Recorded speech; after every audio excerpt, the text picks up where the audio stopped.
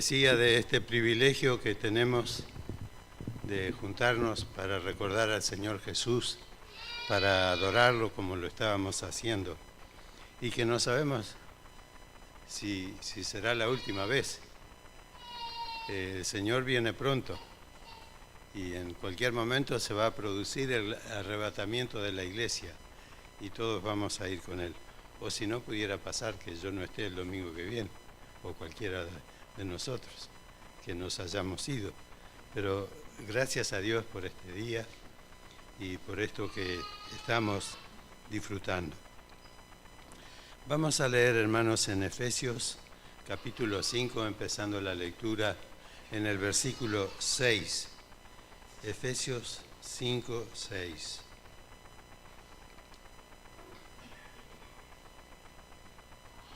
Dice así: nadie os engañe con palabras vanas, porque por estas cosas viene la ira de Dios sobre los hijos de desobediencia. No seáis, pues, partícipes con ellos. Porque en otro tiempo erais tinieblas, mas ahora sois luz en el Señor. Andad como hijos de luz. Porque el fruto del Espíritu es en toda bondad, justicia y verdad, comprobando lo que es agradable al Señor. Y no participéis de las obras infructuosas de las tinieblas, sino más bien reprendedlas, porque vergonzoso es aún hablar de lo que ellos hacen en secreto. Mas todas las cosas, cuando son puestas en evidencia por la luz, son hechas manifiestas, porque la luz es lo que manifiesta todo. Por lo cual dice: despiértate, tú que duermes, levántate de los muertos, y te alumbrará Cristo. Hasta ahí nomás, hermanos, la lectura de la palabra del Señor. En esta mañana nos toca considerar de nuestra condición de hijos de Dios, de andar como hijos de luz, vivir como hijos de luz. Como hemos visto en estos domingos pasados, en la segunda parte del capítulo 4, el apóstol empieza a hablar de la nueva vida en Cristo, empieza a dar enseñanzas, pautas que hemos estado viendo por varios domingos, cosas realmente muy prácticas, muy interesantes. Tema que continúa acá en el principio del capítulo 5, y no solo en el principio, que continúa en el capítulo 5, donde la manifestación de esa nueva vida en Cristo, el énfasis del capítulo 5 es que andemos como hijos de luz, que vivamos como hijos de luz. Pero antes de mostrarnos eso tan precioso, que está a partir del versículo 8, Pablo nos sigue instruyendo en los versículos 6 y 7, que vamos a continuar con lo que nos habló Brandon el domingo pasado en estos versículos. Y lo que leímos en el versículo 6 es interesante, que está conectado con lo que dice el versículo 4. Los dos versículos se están refiriendo a la misma cosa. Y también lo que dice el versículo 3 y el versículo 5 de esta parte, de este capítulo, también están en una relación directa. Yo lo copié esto en la Nueva Traducción Viviente, que es muy, muy clara. Aquí también se ve en lo que leímos, pero en el versículo 3, en la Nueva Traducción Viviente, dice: que no haya ninguna inmoralidad sexual, impureza y avaricia entre ustedes. Tales pecados no tienen lugar en el pueblo de Dios. Y el versículo 5 continúa el pensamiento: pueden estar seguros que ninguna persona inmoral, impura o avara heredará el reino de Cristo y de Dios. Hay una relación directa en lo que dicen los dos versículos. Y lo mismo pasa con el versículo 4 y el versículo 6. El versículo 4 en la Nueva Traducción Viviente dice: los cuentos obscenos, las conversaciones necias y los chistes groseros no son para ustedes. En cambio, que haya una actitud de agradecimiento a Dios. Y el versículo 6 ahí dice: no se dejen engañar por los que tratan de justificar esos pecados, porque el enojo o juicio de Dios caerá sobre todos los que lo desobedecen. Qué claridad que tiene la palabra de Dios para advertirnos y avisarnos de ciertas cosas en las que nosotros no debemos participar y que debemos estar en guardia en contra de estas cosas, porque son las cosas más comunes de este mundo, lo que hay en este mundo, lo que nos toca ver y vivir en muchas ocasiones.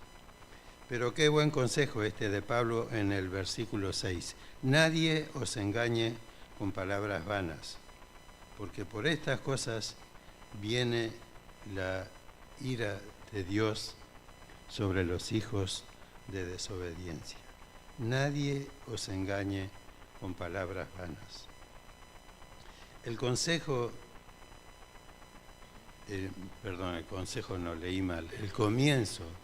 de la historia de la humanidad registra justamente aquel terrible engaño en que cayó Eva, escuchando la voz de Satanás y desechando lo que Dios había dicho.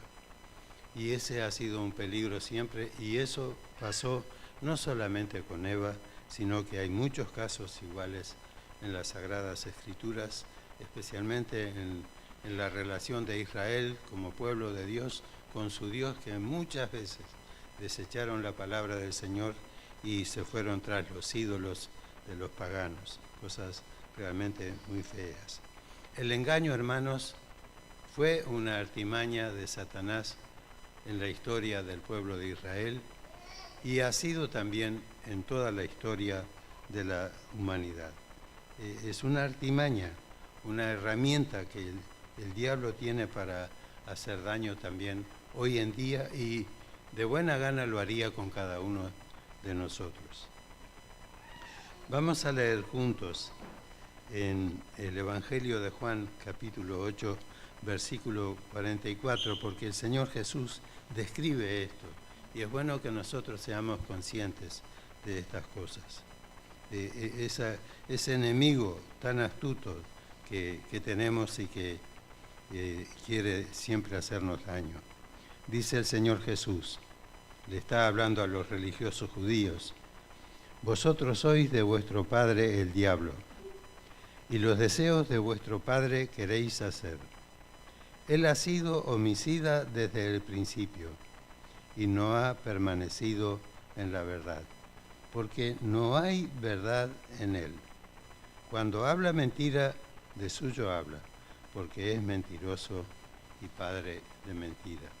Qué claro, ¿no? Cómo el Señor se extiende en esta explicación, dándonos tantos detalles acerca de este enemigo tan astuto que tenemos los hijos de Dios. Qué peligro siempre cierne sobre nosotros, hermanos, porque Él quiere hacernos daño siempre que pueda. El apóstol Pedro, pensando en esto, le pedía a los hermanos que sean sobrios. Sed sobrios y velad, porque vuestro adversario, el diablo, como león rugiente, anda alrededor buscando a quien devorar, buscando a quien hacerle daño. Eso es lo que el enemigo quiere hacer. Y Pedro dice: al cual resistid firmes en la fe, sabiendo que los mismos padecimientos se van completando con vuestros hermanos en todo el mundo. En todo el mundo, en todo lugar, no solo aquí en Ituzaingó, en todos los lugares de Montevideo y de todo el mundo, el enemigo está al acecho a través de... Él no es omnipresente como Dios, pero a través de sus demonios está al acecho para hacer daño a aquellos que pueda hacerle daño. Por eso decíamos que es muy oportuno este consejo de Pablo. Que nadie os engañe con palabras vanas. Y podemos decirnos esto a nosotros, hermanos, que nadie nos engañe con palabras vanas. Porque como dice en 2 Timoteo, los hombres malos y los engañadores irán de mal en peor, engañando y siendo engañados. Entonces, sin ser una cosa que nos quite el sueño, la realidad es que la vida cristiana la tenemos que vivir con una actitud de estar en guardia, de vigilar, de no dejarnos atrapar por el enemigo ni permitir que él nos haga daño en nuestra vida. El versículo 6 continúa diciendo, porque por estas cosas viene la ira, el enojo, el juicio de Dios sobre los hijos de desobediencia. Si el enemigo logra engañarnos y caemos en el pecado, viene el juicio de Dios sobre los hijos de desobediencia. En este caso no se está refiriendo a los creyentes, pero los creyentes tenemos también ese peligro. El juicio de Dios va a alcanzar a todos aquellos que son engañadores, que son hijos de desobediencia. Porque, como dice en Gálatas 6:7, Dios no puede ser burlado. Todo lo que el hombre sembrare, eso también segará. Y el versículo 7 agrega algo más. No seáis, pues, partícipes con ellos. O como dice otra versión de la Biblia, así que no se hagan cómplices de ellos. Si otros lo hacen, bueno, allá ellos, pero que nosotros no nos hagamos cómplices de esa gente. Y vaya, hermanos, si habrá gente que lo hace. No de la iglesia, pero la gente del mundo que está siempre con cosas vanas. Y nosotros no tenemos que participar en eso y no tenemos que ser cómplices de esas vanidades que muchas veces escuchamos y esas cosas feas que ni siquiera deberíamos escuchar. De esa manera, la palabra de Dios, hermano, nos advierte solemnemente de que no debemos tener una parte impía en nuestra forma de hablar y en cualquier otra cosa de nuestra vida como creyentes.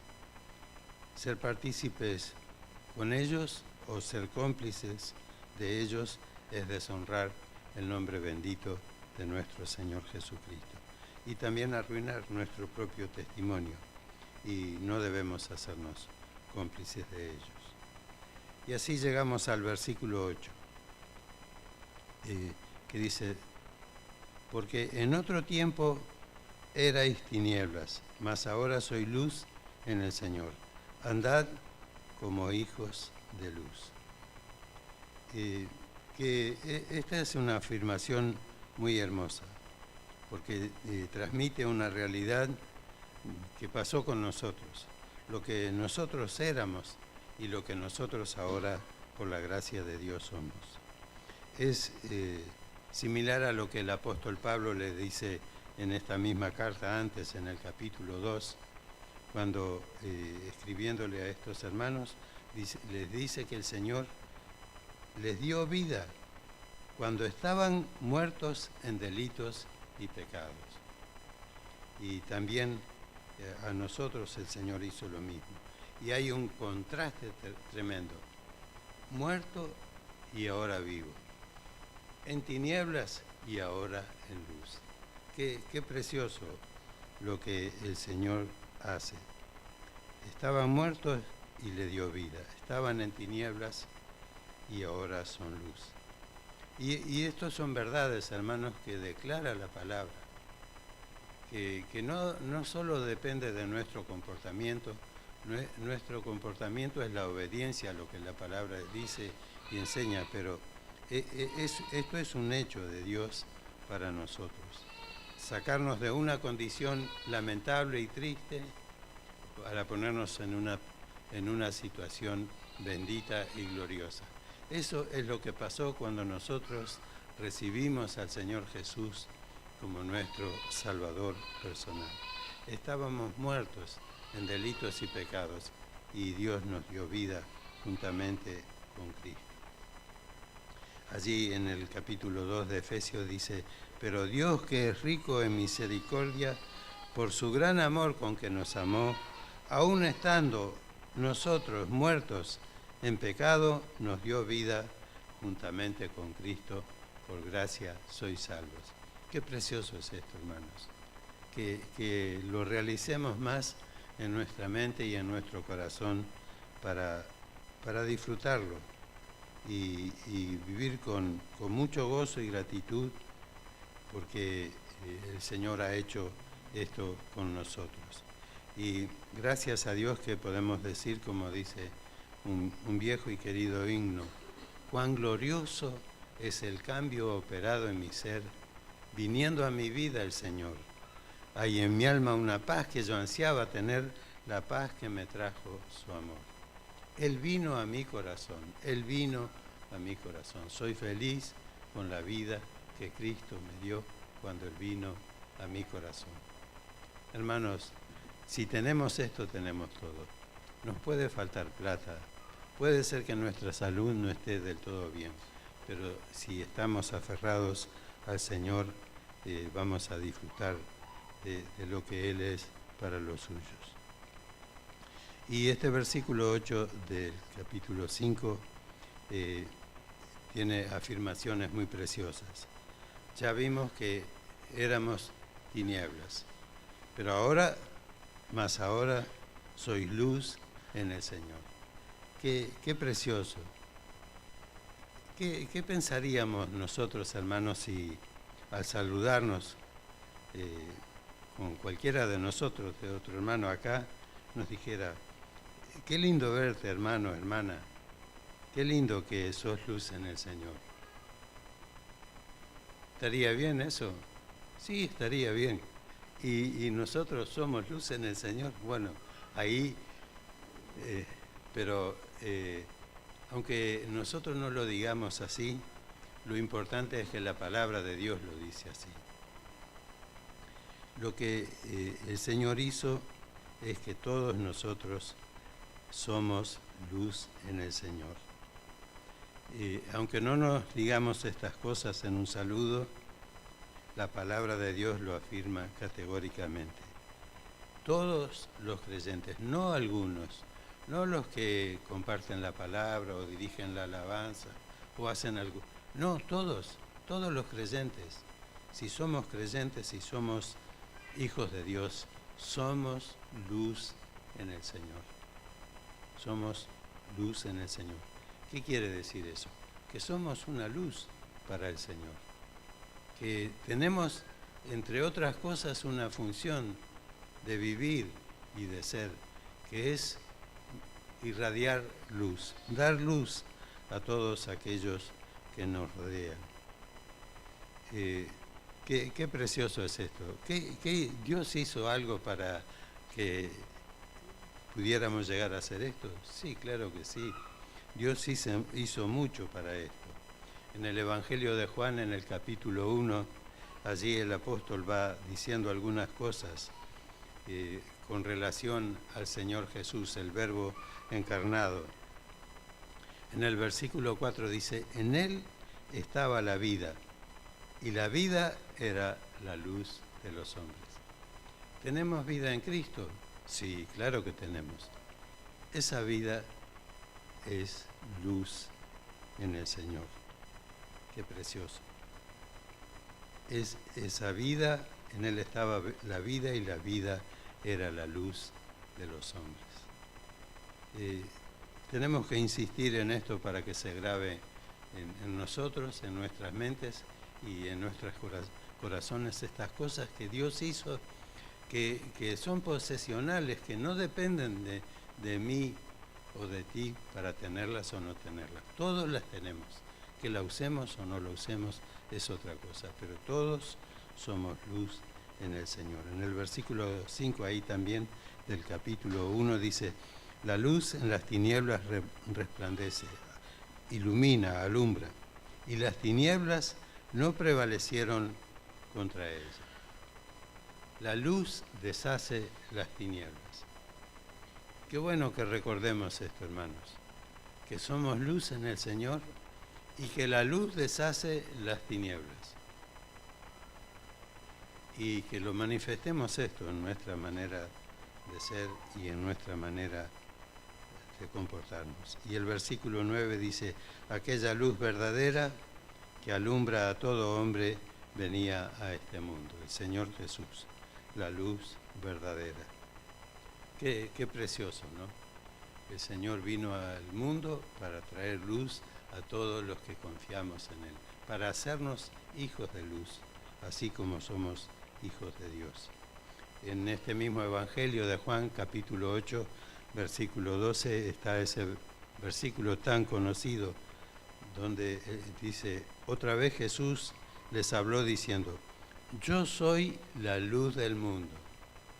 El que me sigue no andará en tinieblas, sino que tendrá la luz de la vida.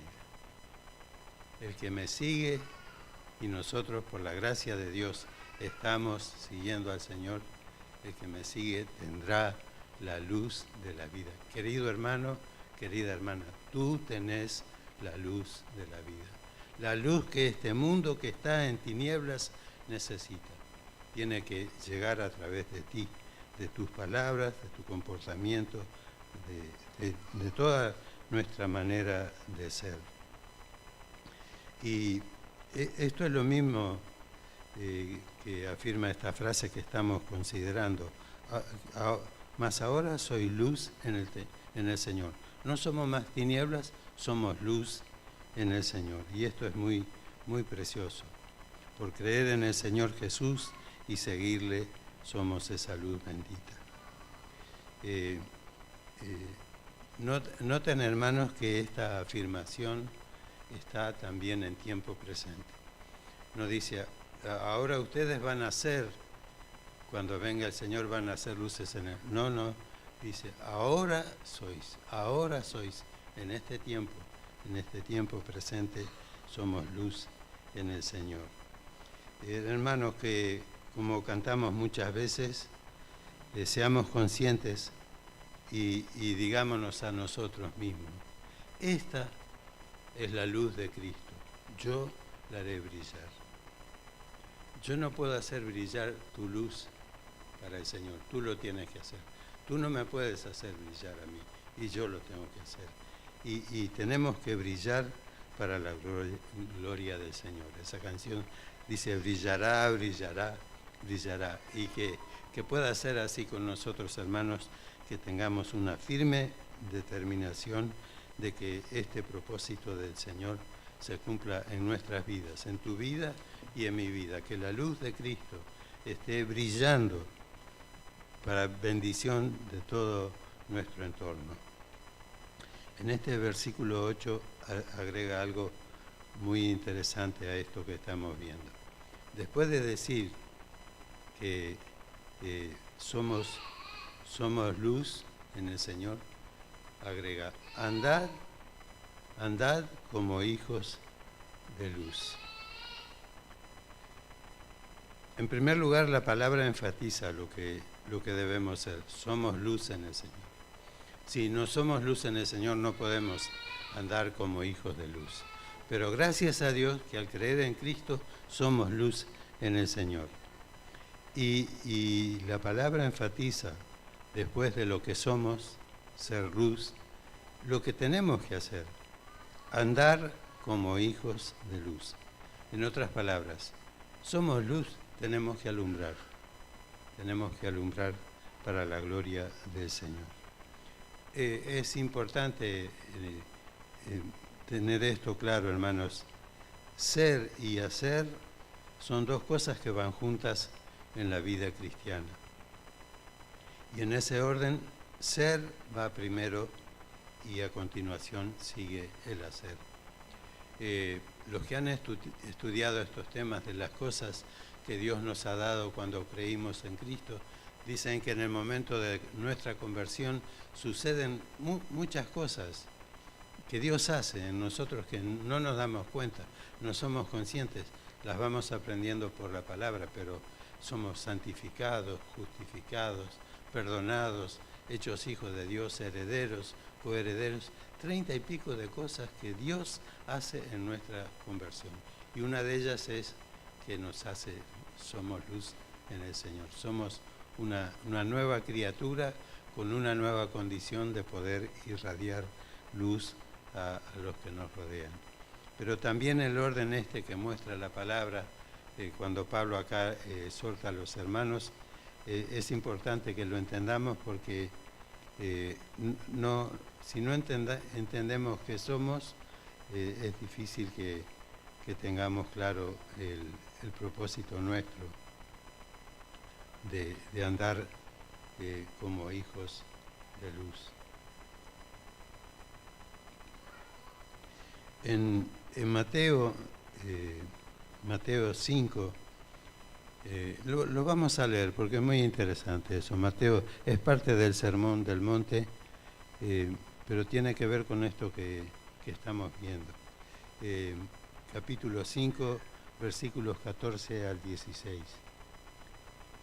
Dice el Señor Jesús, refiriéndose a los suyos: vosotros sois la luz del mundo. Una ciudad asentada sobre un monte no se puede esconder. Ni se enciende una lámpara y se pone debajo de una vasija, sino sobre el candelero, y alumbra a todos los que están en casa. Así alumbre vuestra luz delante de los hombres, para que vean vuestras buenas obras y glorifiquen a vuestro Padre que está en los cielos. Pablo está dando exactamente este mismo concepto en esta carta a los Efesios que el Señor Jesús dio aquí en el Sermón del Monte, en estas palabras tan preciosas. Y es sorprendente, hermanos, asombroso, podríamos decir, que el Señor Jesús dice de sí mismo lo que después dice de nosotros. Porque Él dice, yo soy la luz del mundo, el que me sigue no andará en tinieblas. Y luego al hablarnos a nosotros, Él dice, ustedes son la luz del mundo. ¿Hay una contradicción en eso? No la hay, porque la luz que nosotros podemos irradiar es la luz que viene del Señor, y esa es la luz del mundo. Qué precioso, ¿no? Ustedes son la luz del mundo. Primero lo que somos, como pensábamos antes, y en segundo lugar lo que debemos hacer. Como esa luz que es puesta en un candelero en la casa y alumbra a todos los que están en la casa. Y el Señor dice, así alumbre vuestra luz delante de los hombres. Y podemos pensarnos, ¿cómo está alumbrando mi luz? Cada uno de nosotros. Yo puedo mirarme a mí mismo y pensar, Enrique, ¿cómo está tu luz? ¿Está bien? Y sinceramente no puedo decir que está bien. Tal vez en algunos momentos mostramos algo de la luz de Cristo, pero en muchos momentos perdemos la oportunidad de mostrar esa luz y de ser luz en el Señor. Y debemos, hermanos, recapacitar en cuanto a estas exhortaciones de la palabra y aplicarlas, porque el hecho de estar acá juntos y de abrir la palabra de Dios es para esto, para que veamos las cosas que el Señor nos dice y las pongamos en práctica. Y también así nosotros podamos ser la luz del mundo como el Señor desea que seamos. Él quiere que nosotros podamos llegar a ser como Él fue. Y eso es un desafío muy grande, pero muy precioso. Y también es un deber de nuestra parte. el apóstol Juan en su primera carta, en el capítulo 2, versículo 6, él allí dice, el que dice que permanece en él, el que dice que está en él, en Cristo, debe andar como él anduvo.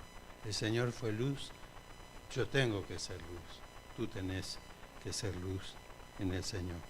Es un precioso privilegio que tenemos cada uno de nosotros.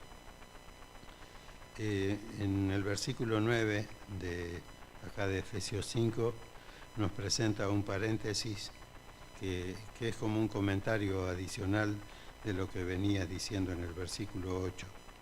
O sea, el buen efecto de andar como hijos de luz. Y nos muestra que el fruto del Espíritu en nuestras vidas es en toda bondad, justicia y verdad. Eso es lo que el Espíritu Santo produce y quiere producir en nosotros. Y puede hacerlo. Bondad, justicia y verdad. Donde antes había maldad, ahora el Señor quiere que haya bondad, toda bondad. Donde antes hubo injusticia, ahora que haya toda justicia.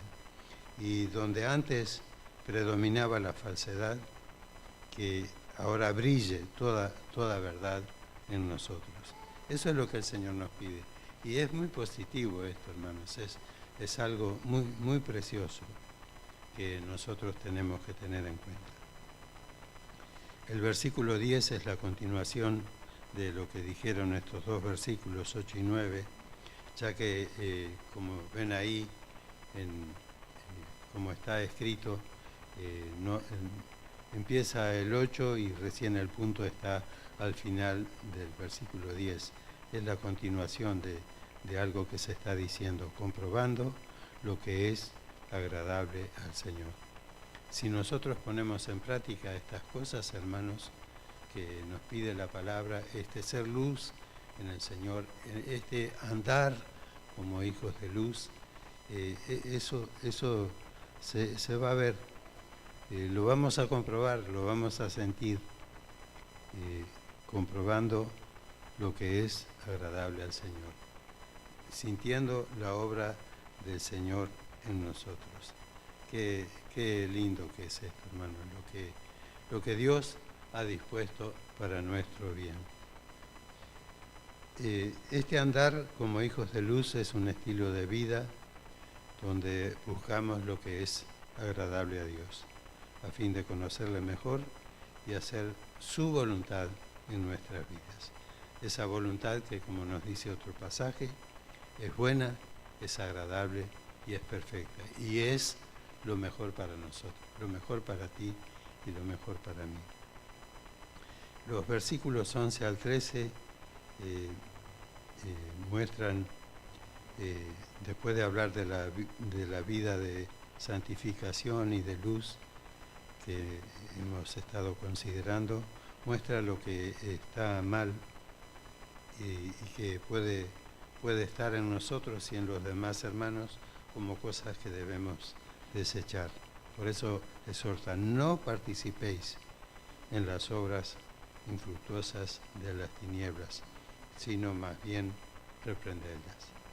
Como creyentes debemos vivir de tal manera que la luz de Cristo ilumine todo lo que somos y todo lo que hacemos, tanto como individuos como también como congregación, como iglesia del Señor. Y esa bendita luz, esa iluminación, pondrá en evidencia todo lo que las tinieblas intentan hacer, de manera que las obras de las tinieblas son deshechas a través de la luz. Pero esto es importante que lo tengamos en cuenta, que el Señor quiere algo positivo, algo de bendición para nosotros. Gracias a Dios que la luz de Cristo también deshace las tinieblas y las quita completamente, como va a decir a continuación, porque El versículo 14 también nos habla de eso. Dice, por lo cual dice, lo cual se refiere a esto que venía diciendo, a todo lo anterior que hemos considerado. ¿Y qué es lo que dice el versículo 14? Hay tres indicaciones, tres metáforas podríamos decir. Lo primero que dice, despiértate tú que duermes, despiértate tú que duermes. Lo segundo, levántate de los muertos. Y lo tercero, y te alumbrará Cristo. Y esto, hermanos, lo podemos relacionar y aplicar con el Evangelio, porque describe el proceso que tiene lugar cuando una persona se vuelve a Dios. En primer lugar está el llamado del Evangelio. Despiértate tú que duermes. El Evangelio llama a los que están muertos en delitos y pecados. Y el propósito del Evangelio es despertar a los pecadores de esa condición, como un día lo hizo con cada uno de nosotros. Despiértate tú que duermes. Y en segundo lugar, la respuesta al Evangelio. La respuesta dice, levántate de los muertos. Hay que salir de esa situación. Dios nos indica que salgamos, porque Él nos saca. Y como decíamos antes del capítulo 2, Él nos da vida juntamente con Cristo. Levántate de los muertos, y el resultado del Evangelio, y te alumbrará Cristo. Tendremos a Cristo como nuestra guía, como nuestra luz, como nuestro Señor y bendito Salvador. Es muy precioso todo esto que trata acá el apóstol en esta carta. Y bueno, yo creo que los que estamos hoy acá somos todos creyentes, todos hijos de Dios, pero si alguien no ha tenido esta experiencia, qué lindo sería que pueda escuchar el llamado del Señor y despertar a la realidad en que se encuentra y levantarse y salir y recibir la luz de Cristo. Como ya pensamos allí en Juan 12, yo soy la luz del mundo. El Señor es la luz que quiere iluminar nuestras vidas, que quiere darnos sentido, propósito, para que podamos vivir para la gloria del Señor. El apóstol Pablo estaba animando a los creyentes de Éfeso para que vivieran de esta manera, porque de esta manera iban a honrar, iban a glorificar a Dios. Y lo mismo es para nosotros, para la iglesia. Si esta carta fuera dirigida a la iglesia de Ituzaingó, es exactamente lo mismo, porque es la palabra de Dios, la palabra que es vigente y que es para todos nosotros. Que el Señor nos ayude, hermanos, a realizar más lo que Él ha hecho en nosotros, lo que somos. Muchas veces pensamos en que somos hijos e hijas, y es tremendo eso, es una bendición grandísima, pero no es solo eso, somos mucho más cosas, y entre ellas somos luz en el Señor, y que nos conceda el Señor que el tiempo que nos tenga acá, que algunos no nos queda tal vez mucho tiempo, pero que podamos brillar para la gloria de Dios, para que Él sea honrado y glorificado en nuestras vidas. Que así sea.